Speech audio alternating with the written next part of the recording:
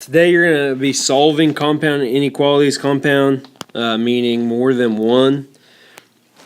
So for inequalities, compound inequalities that contain the word and. So and here's an example. Two inequalities such as h is greater than or equal to 52 and h is less than or equal to 72. They form a compound inequality. A compound inequality containing and is only true if both inequalities are true. So if it's and, they have to both be true. If one's true and the other's not, then it's false. An intersection is where the two inequalities overlap. So it would be here, h is greater than 52 and h is less than 72. So the intersection would be in between 52 and 72 if I was to graph it. Alright, write this down.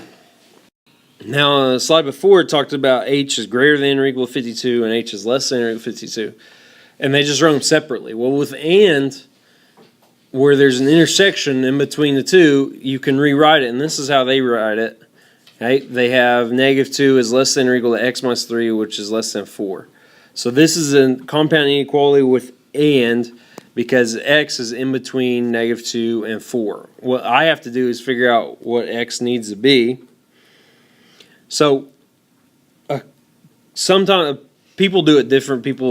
Some want to do where they just do this and they solve -2 is less than or equal to x minus 3, and then they separate that and then they do x minus 3 is less than 4. Right? You can do it that way. For me, what I like to do is I just like to solve them at the same time, and I treat it like there's an equal sign on both sides. So I draw a line here and I draw a line here. What I do to the middle, I do to the outsides. So I got to get x by itself. So I'm going to add 3. So I add 3 to the right and I add 3 to the left. Now if this is too confusing for you, you can do them separately. But I find this is just easy. -2 plus 3 is 1. So 1 is less than or equal to x, which is less than. And then 4 plus 3 would be 7. So for me, that's the easiest ways. But some people, they have to do it where they write them separately and solve for x, and then they do the other one. But you can do it this way. If you have something like this, you need to graph it. So you need to put a dot at 1, a closed circle at 1.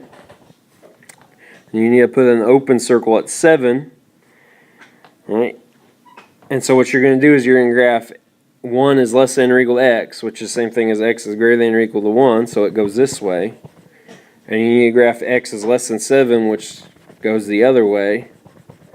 Okay, but it doesn't go past 1. So this is what it looks like. That's the intersection, to where anything in between here makes this true.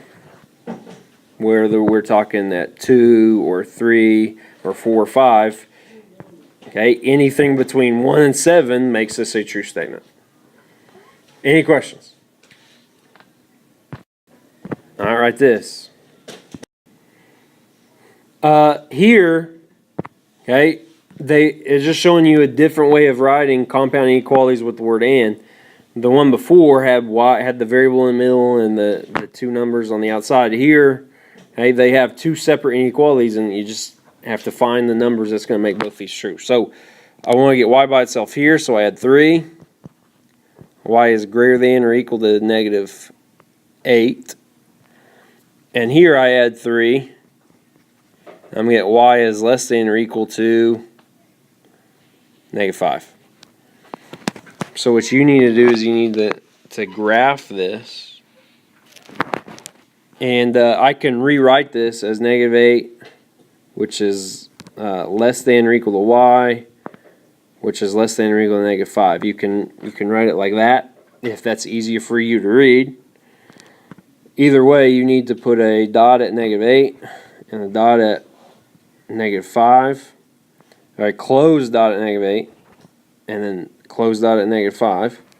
And then you need to graph between them, because you're graphing anything that's less than -5 but not greater than -8. So there would be your answers. That would be the solution and the graph.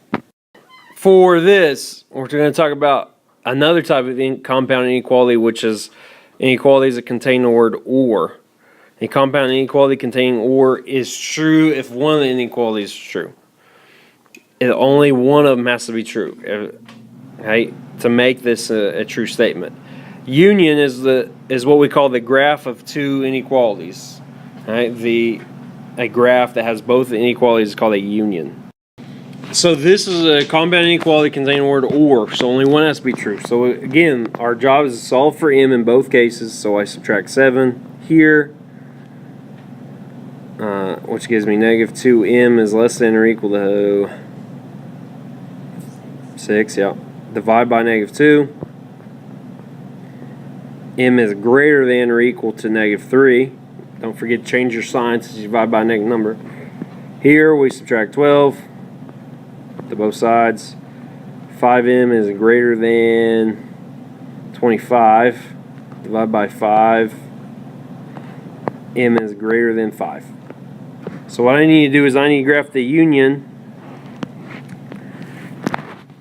of m is greater than or equal to negative 3, and then I need to graph m is greater than 5. So here is negative 3, it's a closed circle. Here is 5, and it's an open circle.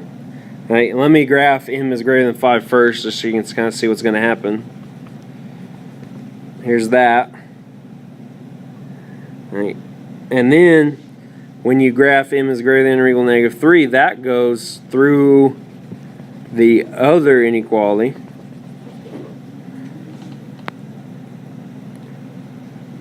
And this is what we call a union, where both of the inequalities are on here. And what I can do is actually, if they ask for a solution, this would be my solution. Because only one of these has to be true. Well, anything here on this side is going to make this true and this true, which only one of them has to be true. And anything between here and here, including 5, makes this true. Even though it doesn't make this true, this is the only one I need to prove, because everything on this side of negative 3 is going to be true. So this is actually what my solution is. It's m is greater than or equal to negative 3. Hey, and this is the graph of the union, because both are on this side. And so I don't even have to worry about this, because if it makes this true, it makes this true. And if it makes this true, this one's going to be true. So this one doesn't have to be true for this one to be true. So this is what I got. So sometimes they'll be going in the same direction. And then sometimes the union will be going the opposite direction, which is what we'll see here. So write this down, and I want you guys to solve for A. A plus 1 is less than 4, or A minus 1 is greater than or equal to 3. I subtract 1 on here, and I add 1 here. So I get A is less than 3, or I get A is greater than or equal to 4. So I graph those. Open circle at 3 and it's going to the left. And then at 4 it's a closed circle and it's going to the right. And this is a more well-defined union. You can see both of these on a graph. Only one of these has to be true for this inequality to be true. This compound inequality to work. All right, here's your assignment for today.